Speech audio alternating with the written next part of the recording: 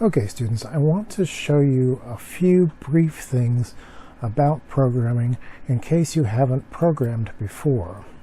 In this particular case, I'm going to talk about Visual Studio programming, since that's what you'll be doing, and in this specific case about C#. So I'm going to create a new project. Don't worry about how about this because I have other videos regarding this, but supposing that I create a new form program, and I'm going to just call it sample program, and yeah, the keyboard's loud,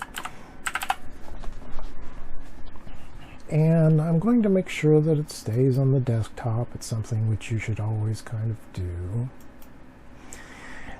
Now everything else here is just something to do, and you don't even really need to know this right at this second. I just want to show you something about programming that you need to know. Okay, first of all, we do in this graphical user environment what we call event-driven programming. And event-driven programming tells us that we're not doing basically a complete program at once. We are programming each event that occurs. So what's an event? Let's put a couple of things on this screen here. There's a label, and I'm not going to make too much of it other than to say that we set things into the label that we want to display. And then I'm going to also add a button, and it's going to line up here. Now, I'm not going to change these names, but you can, and we'll talk about that more down the road. But these things are things that you can affect, or in the case of a label, you might not want to affect. But when you have a button here, so let me double click on it. Now, the form is already created, and it happens automatically when we start a new program, so don't worry about that. Really, we don't want to mess with this. We'll talk about other things later. Button 1 click. Okay, so the button was called button 1, and again, we probably would want to rename it before we do anything, but I just want to point out something. This is an event, and you can see over here it actually says event args. Don't worry about what the event arguments are, but just know that this is an event. When the user clicks the mouse button on button 1, it will trigger this section to operate. Okay, and in this particular case, I'm going to show you something here. Okay, so we had a label, and it was called label 1. And you'll see it pop up here as I start to type, and then I want to put something into the text portion of that label. Okay, so then I say label1.text, and then I say equals, which means that the stuff on the right is going to be put into the item on the left. And then we are going to type something. You're going to do this in your program, so you'll see this. But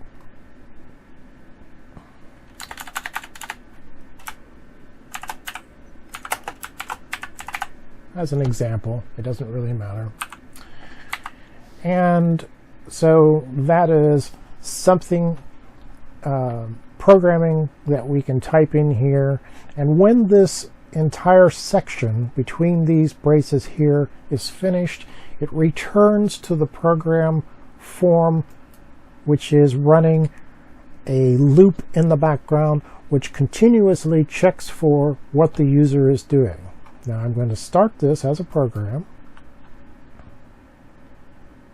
and you'll see now that that goes to the background, and this is the running program. And when I click, you're going to see the label change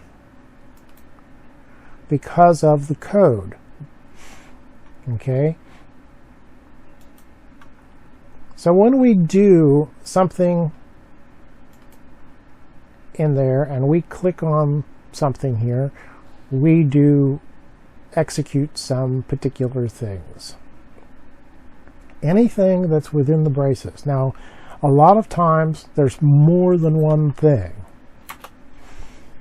And understand you're not expected to know all of this stuff at the moment. It's stuff that you will learn, but I wanted you to know what an event-driven program does and how it works.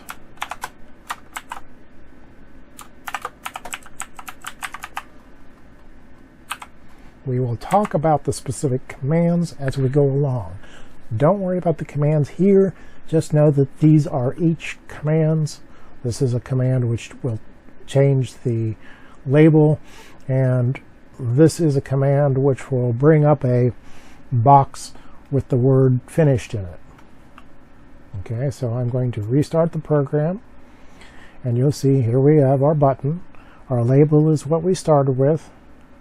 When I click on this, this changes to Hello Dr. Jeff as it did before, but now we have a message box which says finished.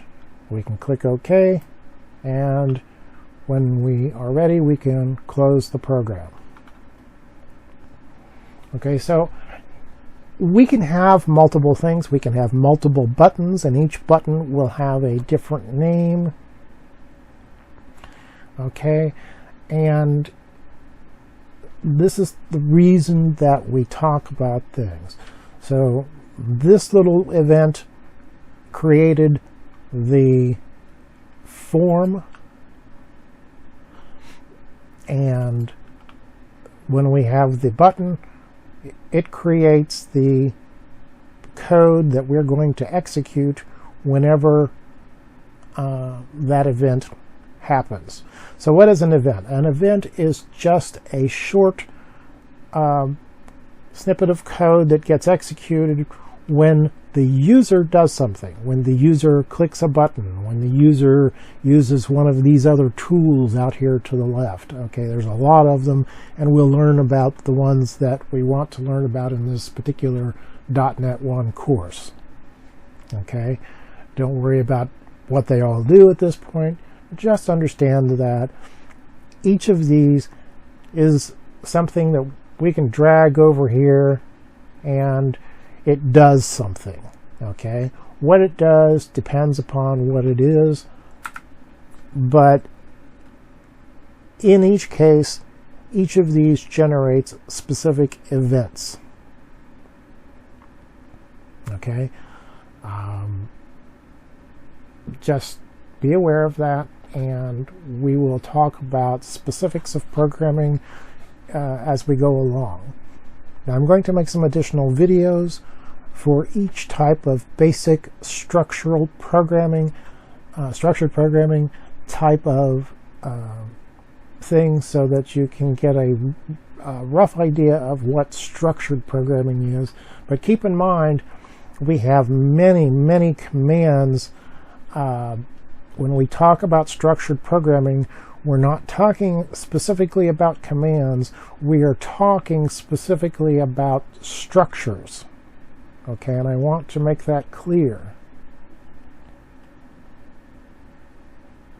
Okay, so this is the end of this video, and I will make 3 other quick videos regarding structured programming.